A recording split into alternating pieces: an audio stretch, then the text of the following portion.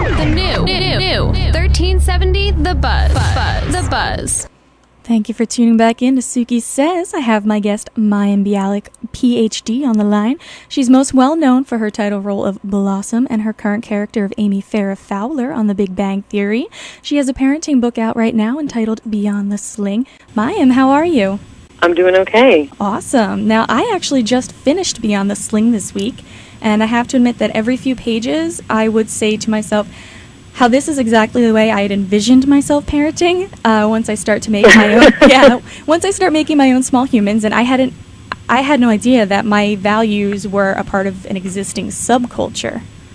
So, if you could, for our they totally are. If you could, for our listeners, sort of explain the principles behind attachment parenting, because you might be an attachment parent and you may not even know it. Right. Attached parenting it's a general term that was actually coined by Dr. William Sears, who gives support for this book, and it refers to people who parent pretty much the way mammals were made to parent. So things like natural birth and breastfeeding and sleeping near your kids are not seen as weird; they're seen as normal. And things like wearing your baby in slings, which is what kind of traditional cultures have done for all of human history, and things like gentle discipline, which is sort of a general structure that allows for a lot of boundaries, but doesn't use harsh punishment or hitting as discipline. Those are some of the general principles. I love the fact that you call it's gentle discipline. It's not permissive parenting. It's correct. Gentle. That's exactly what it is. It's still discipline. Now, yep. I get asked that a lot, actually. Now, you make it look really easy, and I know it cannot possibly be easy, but looking at the list of the stuff I rattled off, how do you do all that you do and still manage to be completely present within your family? Because you're like Superwoman. Well, I think... Well, I don't know that I'm Superwoman. I like to joke I'm like the female James Franco. Like he does a million things and I do a million things, and I think I was quoted as saying we should have a baby because it might be the Messiah. A lot of what I do is because because my husband's home, and that's more recent. But my husband made the decision to be home when I started working on Big Bang. Before then, it was pretty much me, and I don't think anything about this style of parenting or my life is easy, and I think that's what I try and have come across in the book. Like, labor was hard, birth was hard, recovering was hard, trying to have a marriage, like when there's kids in the bed, is hard. Breastfeeding was hard for me. Like, I'm exhausted a lot, but I think the sort of secrets are that I don't have a very active social life, and I wake up early, and I go to bed late. And you can't have the same life, sleeping 10 hours a night as any of us could if we didn't sleep 10 hours a night. So that's kind of one of the decisions that I make is I'm with my kids when I'm home, and a sitcom schedule is actually pretty flexible. But other than that, I don't go out on weekends. We spend a lot of family time together. We celebrate Shabbat, and that's a huge way that I remember to be with my kids with no distractions for at least one day of the week. And our life looks pretty normal, I promise. During the course of the book, I just want to let people know you pretty much, you're not telling people how to parent, you're giving them your journey and they can cull from it what they will. And you have a lot of good advice, but you're not imposing, you should do this. It's such a non-judgmental, it's so I don't know, I don't have kids yet, so I haven't read any other parenting books, but I have friends with kids, and they have read a lot of parenting books, and this is just not judgmental. Thank you. I appreciate it. Well, I think I'm not a pediatrician, and I'm not a family therapist. What I talk about is I know how to parent my kids, and here's what worked for us, but I don't get to tell you what to do with your breasts or your body. I ultimately think that the most important concept I took away from it was you shouldn't strive to be a perfect parent, which is, it's impossible, but rather make your goal to be a successful parent, which is not only possible, but it makes more sense. So that was sort of, when I was reading it, the thesis that I thought of. So what was your motivation for writing the book?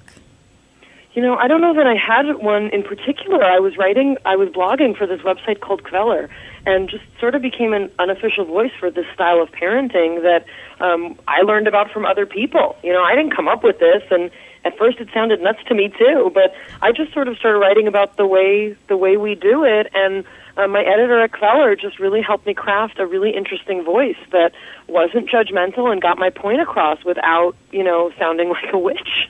And I was approached to write this book because a book agent, he represented Teresa Strasser, who's a comedian, and she was interviewing me, and she said, my book agent wants to talk to you. And I was thinking, book agent? I don't want to write a book. And here we are. Like, we have a book. So I wrote the stories that my girlfriends and I would share with each other, and all of our fears and all of the complexity of this sort of green approach to parenting.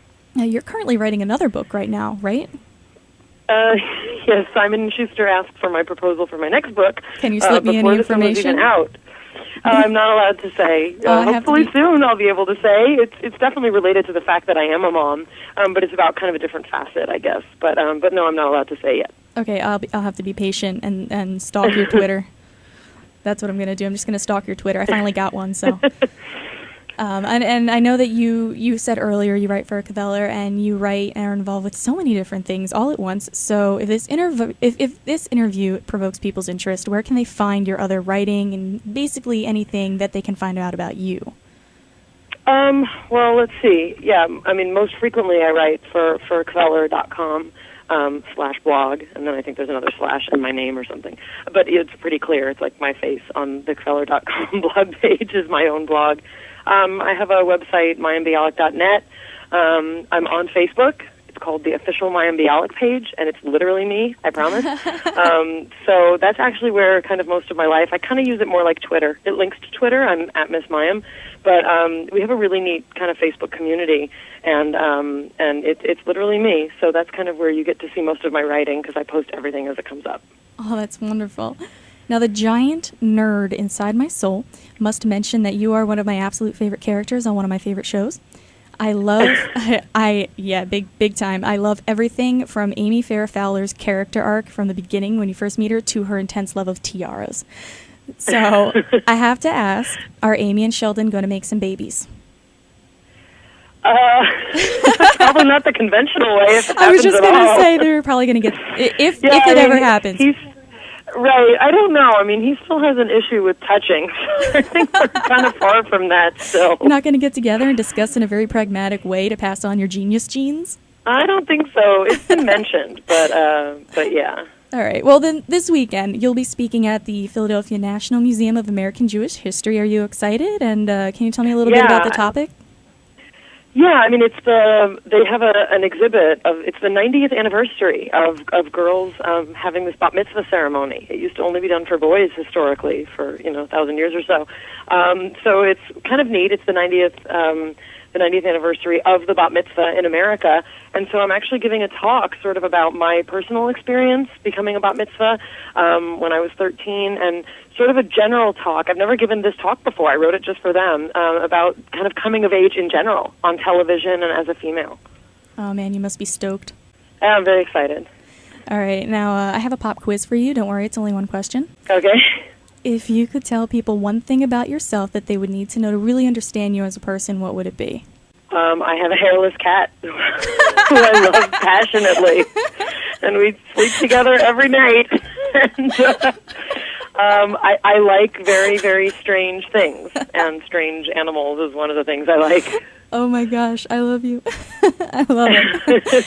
Okay, now to end our chat, I picked a song out for you that I'm going to play, and I believe you're actually in this music video. So, how does Maccabeat's cover of Modest Yahoo's Miracle sound? Oh, that's awesome.